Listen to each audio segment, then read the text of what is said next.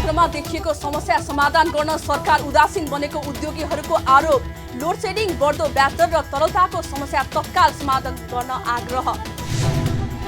साताको अन्तिम दिन शेयर बजारमा करिब 24 अङ्कको पहिरो, कारोबार रकम समेत 1 अर्ब 79 करोड रुपैयाँमा सीमित।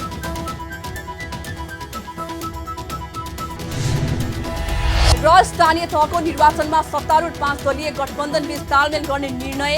गठबन्धनबाट अझै सशक्त र एकताबद्ध बनाएर अघि बढ्ने प्रधानमन्त्री देउबाको प्रतिबद्धता। हामी छौं पल पल तपाईसँग, हिमाल पहाड तराईसँग, साथ छ हाम्रो बढ्ने कदमलाई। सलाम छ ती पोरखी हातहरूलाई, जिन्दगी सजाइदिन्छौँ हामी, हर सासको साथी बन्छौँ हामी। सुरक्षा अनि समृद्धि प्राण छ हाम्रो, हर आफू पनि बचौं, अरूलाई पनि बचाऊ। आजै नेपाल लाइफमा जीवन बिमा गरौँ। हामी हौ नेपाल लाइफ। नेपाल लाइफ, किनकि जीवन अमूल्य छ।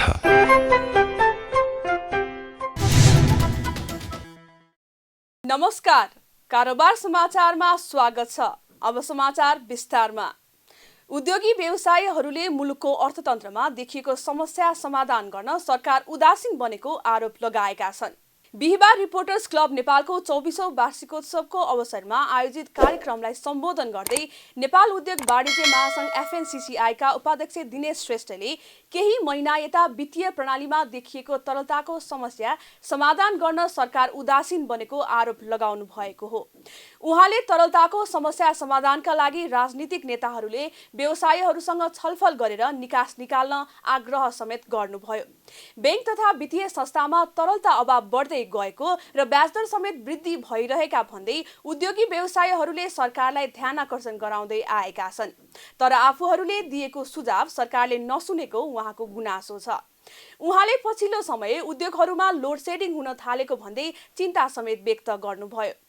FNCCI का उपाध्यक्ष श्रेष्ठले लोड सेडिङ, बढ्दो ब्याङ्कको ब्याज र तरलताको समस्या छिटो भन्दा छिटो हल नभए व्यवसायीहरू विस्थापित हुनुपर्ने अवस्था सृजना हुने समेत चेतावनी दिनुभयो। उहाँले तरलताको समस्या समाधान गर्न रेमिट्यान्स पठाउँदा केही सेवा सुविधा बढाउन आफूहरूले दिएको सुझाव सरकारले नसुनेको समेत बताउनुभयो। यो लोड सेडिङ, यो ब्याज वृद्धि अनि यो अहिलेको जुन तरलताको अभाव समस्या यदि छिटोभन्दा छिटो हल भएन भनेदेखि हामी व्यवसायहरू पनि विस्थापित हुनुपर्ने अवस्था छ। रेमिट्यान्स पठाउनेहरूलाई अलिकति पैसा बढी दिदिनुस्, सेवा अलिक बढी दिदिनुस् भन्दाखेरि नसुने जस्तो गरेका छ। व्यवसायीहरूले उद्योग कल कारखानामा पछिल्लो साता बिजुली कटौती भएको गुनासो गरिरहेका छन्। उनीहरूले केही दिनदेखि दैनिक 14 घण्टा भन्दा बढी समय अघोषित रूपमा लोड सेडिङ भइरहेको गुनासो गर्दै आएका छन्। यता नेपाल विद्युत प्राधिकरणले भने रुस र युक्रेन बीच भएको युद्धको कारण कोइला आयातमा भएको समस्याले भारतीय बजारमै बिजुलीको भाव महँगिएसँगै महँगो मूल्य तिर्दा समेत बिजुली नपाएको जनाएको छ। बिजुली नपाएपछि सानालाई नभए ठूला उद्योगहरूमा लोड सेडिङ गर्नु परेको प्राधिकरणको तर्क छ। निजी क्षेत्रले भने आफ्नो वित्तीय अवस्था बिग्रन सक्ने भएकाले प्राधिकरणले भारतबाट महँगोमा बिजुली किन्न नचाहेको आरोप लगाएका छन्। प्राधिकरणका प्रमुख कार्यकारी निर्देशक खिसिङले एक साता अघि पत्रकार सम्मेलन नै गरी भारतबाट महँगोमा बिजुली किन्दा 35 दिनमै करिब 8 अर्ब रुपैयाँ बराबर घाटा हुने प्रक्षेपण रहेको बताउनु भएको थियो भने भारतबाट महँगोमा बिजुली किन्दा प्राधिकरणलाई दैनिक 22 देखि 23 करोड रुपैयाँ बराबर घाटा बेहोर्ने अनुमान समेत गर्नु भएको थियो। नेपाली नयाँ वर्ष 2079 को अवसरमा काठमाडौँको सडकमा महोत्सव हुने भएको छ।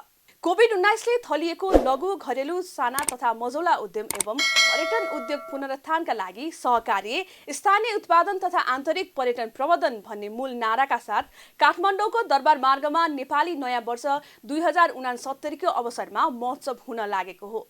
Nepal Udyog Banijya Mahasangh, restaurant and bar association Nepal रेवान र दरबार मार्ग विकास बोर्डले एनसेल सँगको सहकार्यमा संयुक्त रूपमा वैशाख 3 गते शनिबारका दिन महोत्सवको 15औं संस्करण विशेषीकरण आयोजना गर्न लागेको हो।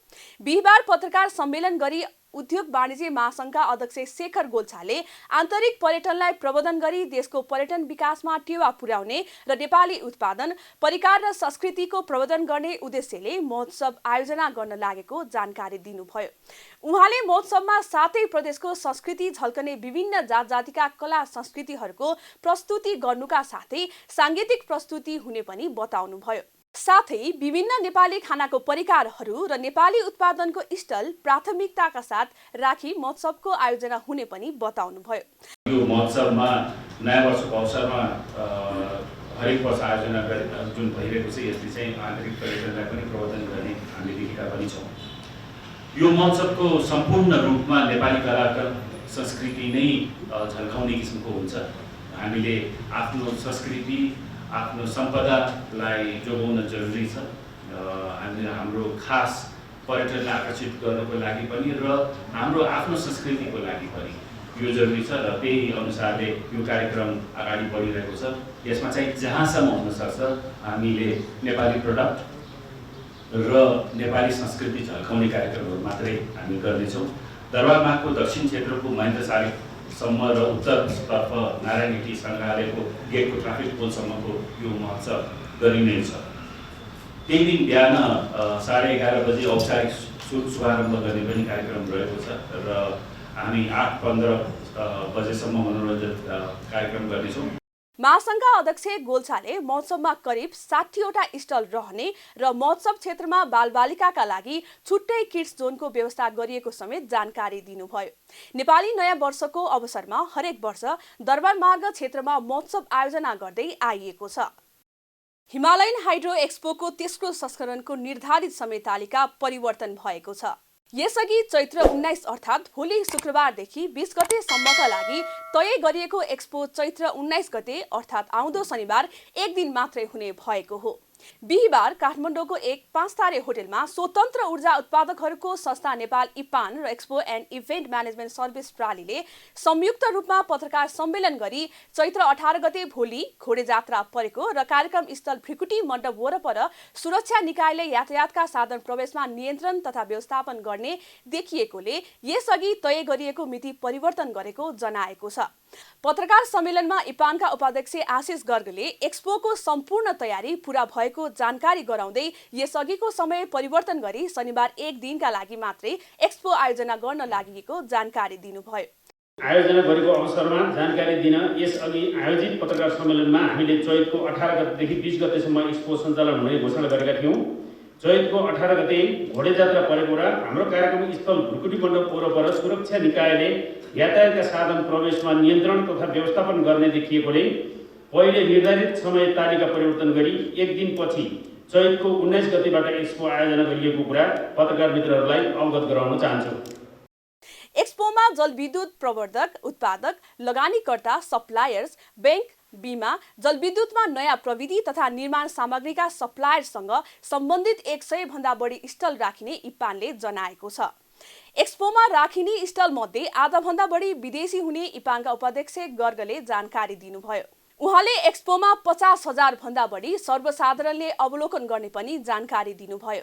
यस्तै यसपटकको एक्सपोमा ऊर्जासँग सम्बन्धित नयाँ प्रविधिका साथै पावर रोबोथन, हाइड्रोकन 2.0, ब्याटल रोबर्स तथा हाइड्रो पावर लाइभ डेमोन्स्ट्रेसन आकर्षण बन्नेछ। यसका साथै एक्सपोमा आएका इच्छुक अवलोकनकर्तालाई हेलिकप्टर मार्फत हाइड्रो पावर आयोजनाहरूको भ्रमण समेत गराउने व्यवस्था गरेको इपान उपाध्यक्ष आशिष गर्गले जानकारी दिनुभयो। लगातार एक साताको गिरावटपछि 40 अङ्कमाथि उक्लिएको शेयर बजारमा साताको अन्तिम दिन पुनः गिरावट आएको छ। शेयर बजार मापन गर्ने नेप्से परिसूचक बिहिबार 23.95 अङ्कले घटेको हो। लगातार एक साताको गिरावटपछि बुधबार नेप्से परिसूचक 40.68 अङ्कले बढेको थियो। नेप्से परिसूचक 2544.30 अङ्कमा उक्लिएको दिन कारोबार रकम पनि उल्लेखनीय घटेको छ। बिहिबार 1,89 करोड 1 लाख रुपैयाँको मात्रै शेयर किनबेच भएको छ। 37,429 कारोबारबाट 228 कम्पनीका जम्मा 37,87,000 किता शेयर मात्रै किनबेच भएको नेपाल स्टक एक्सचेन्जले जनाएको छ। बुधबार कारोबार रकम 2 अर्ब 25 करोड 1 लाख रुपियाँ बराबरको भएको थियो। कारोबार रकम र परिसूचक दुवैमा गिरावट आए पनि व्यापार समूहको परिसूचकमा भने बढेको छ। व्यापार समूहको परिसूचक 0.71% उकालो लागेको दिन वित्त समूहको परिसूचक 2.76, विकास बैंक समूहको परिसूचक 2.31 र होटल तथा पर्यटन समूहको परिसूचक 2.51%ले घटेको छ। यस्तै जलविद्युत समूहको परिसूचक करिब 2%ले घट्दा बीमा र निर्जीवन बीमा समूहको परिसूचक 1% भन्दा धेरैले घटेको छ। बाँकी सबै समूहको परिसूचक 1% भन्दा कमले घटेको छ। परिसूचक दोहोरो अङ्कले घट्दा इमर्जिङ नेपाल, राष्ट्र उत्थान लघुवित्त र नेस्टो समृद्ध लघुवित्तको शेयर मूल्यमा पनि सकारात्मक सर्किट लागेको छ। सत्तारूढ 5 दलीय गठबन्धनले आसन्न स्थानीय तहको निर्वाचनमा तालमेल गरेर अघि बढ्ने निर्णय गरेको छ। बिहिबार प्रधानमन्त्रीको सरकारी निवास बालुवाटारमा बसेको 5 दलीय गठबन्धनको बैठकले आगामी स्थानीय तहको निर्वाचनमा मिलेर निर्वाचनमा सहभागी हुने निर्णय गरेको हो। बैठकको निर्णय सुनाउँदै सञ्चार तथा सूचना प्रविधि मन्त्री ज्ञानेन्द्र बहादुर कार्कीले आगामी वैशाख 30 गते हुने स्थानीय तहको निर्वाचनमा गठबन्धन एक ठाउँमा खडा रहने बताउनुभयो।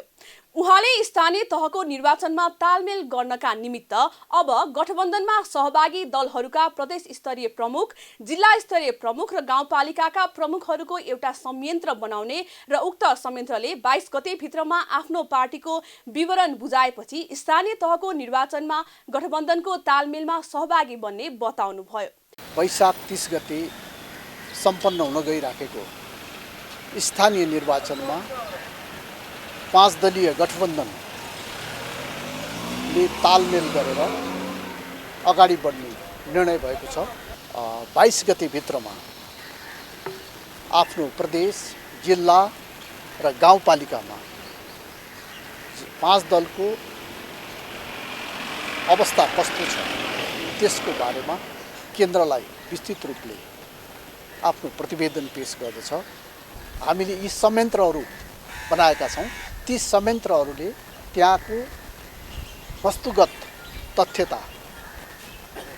तथ्यको आधारमा प्रतिवेदन दिन्छन्। त्यसपछि हामी बसेर छलफल गर्छौँ। हामी 5 दल छौँ। हाम्रा आफ्नै मूल्य मान्यताहरू र हाम्रा आफ्नै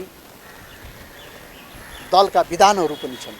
ती सबै कुरालाई ध्यानमा राखेर हामी अगाडि बढ्छौँ र 5 दलीय गठबन्धन एक ठाउँमा बसेर स्थानीय निर्वाचनको सामना गर्छ। मन्त्री कार्कीले बैठकमा सहभागी गठबन्धनका नेताहरूले भोलि शुक्रबार भारत भ्रमणमा जान लाग्नुभएका प्रधानमन्त्री शेरबहादुर देउवालाई भ्रमण सफलताको शुभकामना दिएको पनि बताउनुभयो। भ्रमणमा प्रधानमन्त्री देउवाले नेपाल र भारतको बीचमा सरकारको मात्रै नभई जनताको स्तरमा पनि सम्बन्ध भएकोले यी सम्बन्धलाई प्रगाढ बनाउने, विकसित गर्ने र दुई देश बीचमा देखिएका समस्याहरूको हल गर्न उच्च स्तरीय राजनीतिक र कूटनीतिक पहल गर्ने बताउनुभयो।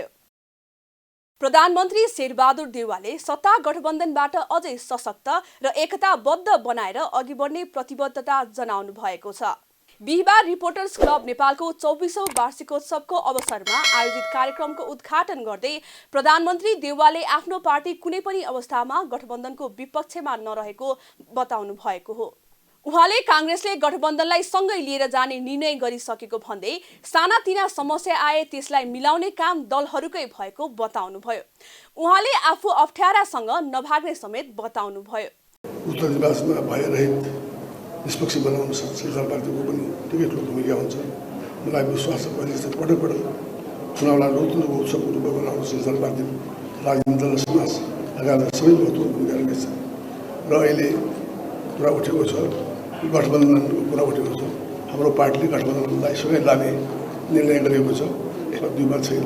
हाम्रो पार्टी कुनै पनि हालमा जो गठबन्धन भएको छ वास्तवमा सबै अरू पार्टीका नेताहरूले सहयोगमा प्रयास भएको त्यसैले कुनै पनि हालतमा चाहिँ उहाँको जो सहयोग गर्नु अझ बढी हामी एकताबद्ध रूपमा अगाडि बढाउनेछौँ र गठबन्धन हाम्रो अगाडि बढ्नेछ भन्ने विश्वास ल्याउन चाहन्छु।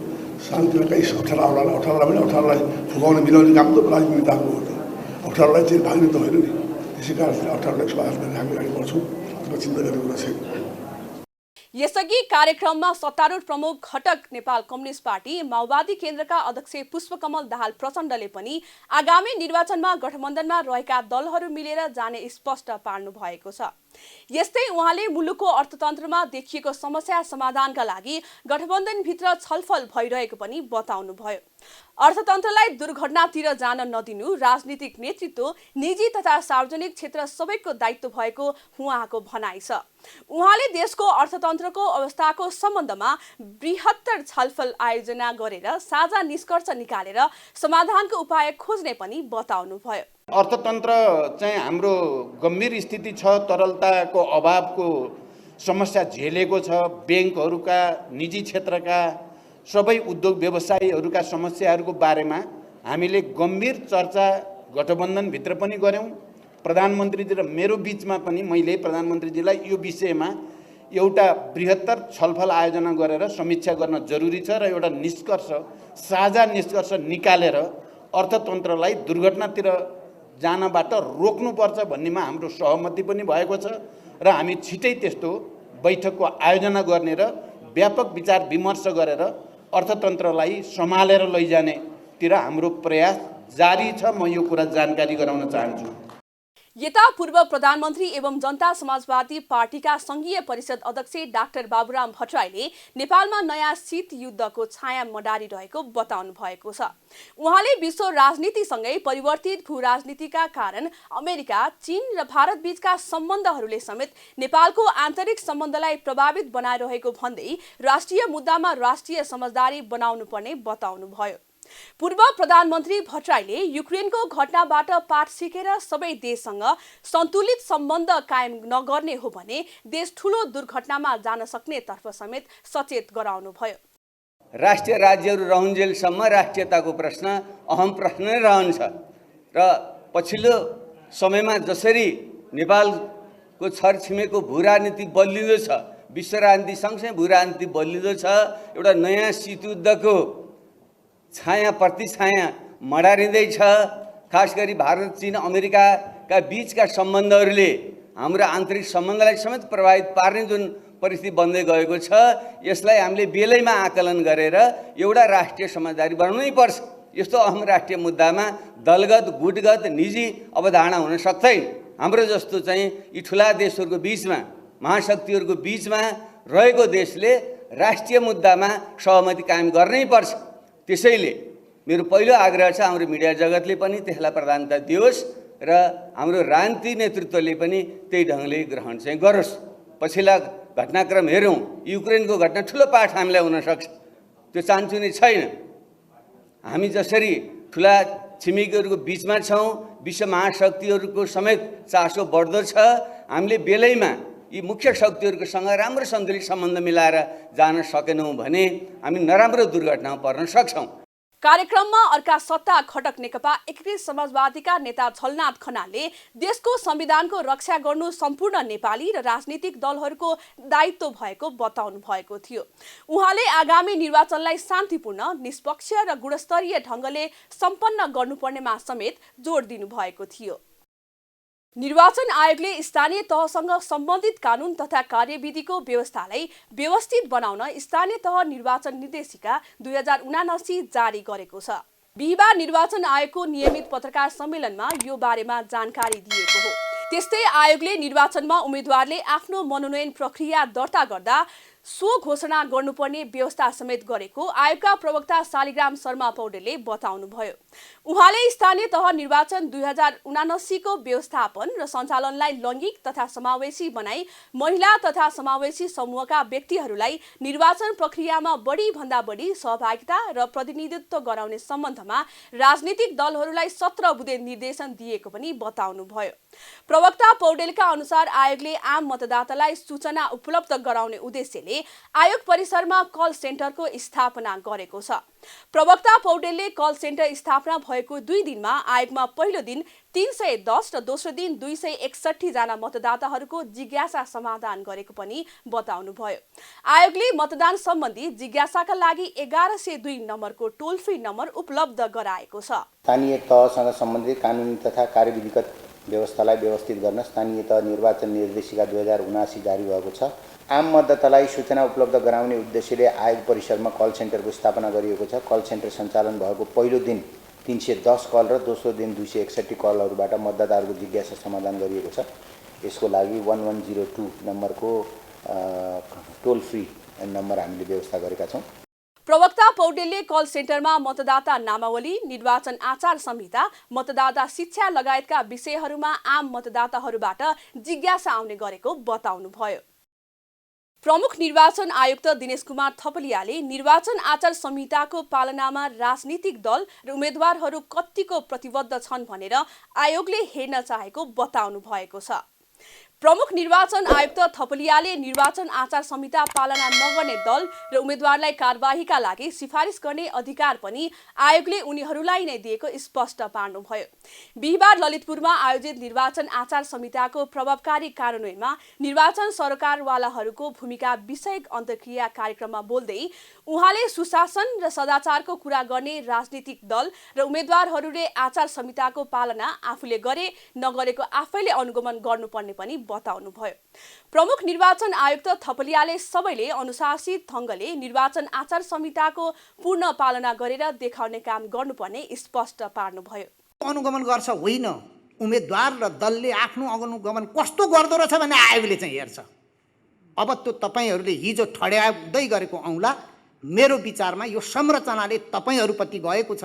अब हामी हेर्न चाहन्छौँ साँच्चै नै सुशासन र सदाचारका कुरा गर्ने हाम्रा राजनीतिक दल र उम्मेद्वारहरू निर्वाचन आचार संहिताको पालनामा कतिको प्रतिबद्ध छन् भनेर हामीले हेर्ने हो। साँच्चै नै सबैले अनुशासित ढङ्गले यो काम गर्यौँ भनेर देखाउनुपर्छ भन्ने हाम्रो बुझाइ छ। प्रमुख निर्वाचन आयुक्त थपलियाले जनताको मत, अभिमत, पैसा र पदले खरिद बिक्री गर्न सकिँदैन भन्ने मान्यताको आधारमा निर्वाचनमा खर्चको सीमा तोक्ने काम आयोगले गरेको बताउनुभयो।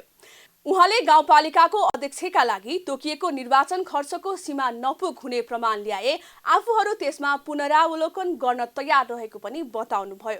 राजनीतिक दलहरूले निर्वाचन खर्च महँगो भयो भनेर आफै भन्ने तर त्यसको सीमा तोक्दा विरोध गर्न नमिल्ने तर्क पनि उहाँले गर्नुभयो। प्रमुख निर्वाचन आयुक्त थपलियाले निर्वाचन खर्च धेरै भए लोकतन्त्र खतरामा पर्नेतर्फ पनि राजनीतिक दल र उम्मेद्वारहरूलाई सचेत गराउनुभयो। हामीले यो खर्चलाई बुझ्न जरुरी छ। हामी भड्किलो भयो चुनाव, महँगो भयो चुनाव, लोकतन्त्र चाहिँ खतरामा पर्ने भयो पनि भनिरहने, सुझाव पनि त्यस्तो दिइरहने। अनि ए मितव्ययी ढङ्गले खर्च गरौँ, आफ्ना विचार राखौँ, सिद्धान्त विचार र इमानले जितोस्, पैसा यो चाहिँ मनी र मसल पराजित होस् भन्ने असल मनसायका साथ गरेको कुरालाई पनि करोड करोडका गफ दिएर निस्तेज गर्ने हो भने यो लोकतन्त्रप्रतिको उठे भक्ति मात्रै हुन्छ जस्तो लाग्छ मलाई। कार्यक्रममा पूर्व प्रधान न्यायाधीश कल्याण श्रेष्ठले निर्वाचन खर्चिलो भए लोकतन्त्र नै खतरामा पर्ने भन्दै त्यसमा मितव्ययिता अपनाउन राजनीतिक दल र उम्मेद्वारहरूलाई आग्रह गर्नुभयो। त्यो असुल गर्नु पर्यो नि फेरि, त्यसकारणले बरु त्यो खतरा छ। जति चाहिँ कम खर्चिलो भयो त्यति सुरक्षित छ प्रजातन्त्र। त्यसकारणले हामीले चाहिँ इलेक्टोरल करप्सन कसरी घटाउने, इरेगुलारिटी बेरोजी पनि कसरी घटाउने, इन्सेक्युरिटी कसरी घटाउने, यो कुरालाई हामीले चाहिँ ध्यान दिनुपर्छ। पूर्व प्रधान न्यायाधीश श्रेष्ठले लोकतन्त्रको सुदृढीकरणका लागि चुनावमा मितव्ययी ढङ्गले खर्च गर्ने कुरा राजनीतिक दलहरूको संस्कृतिमा निर्भर रहने पनि उल्लेख गर्नुभयो। कारोबार समाचारमा अब सुन चाँदी र विदेशी विनिमय दर सम्बन्धी जानकारी।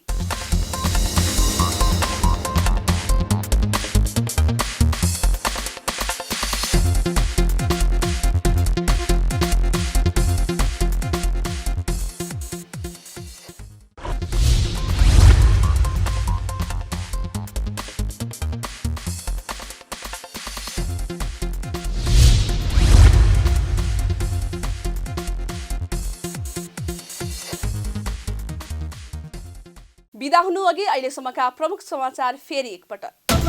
मुलुकको अर्थतन्त्रमा देखिएको समस्या समाधान गर्न सरकार उदासीन बनेको उद्योगीहरूको आरोप। लोड सेडिङ, बढ्दो ब्याज दर र तरलताको समस्या तत्काल समाधान गर्न आग्रह। साताको अन्तिम दिन शेयर बजारमा करिब 24 अङ्कको पहिरो, कारोबार रकम समेत 1 अर्ब 79 करोड रुपैयाँमा सीमित।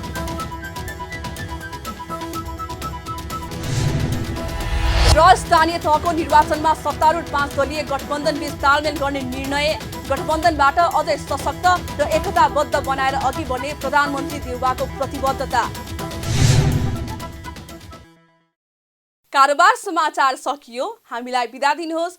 नमस्कार।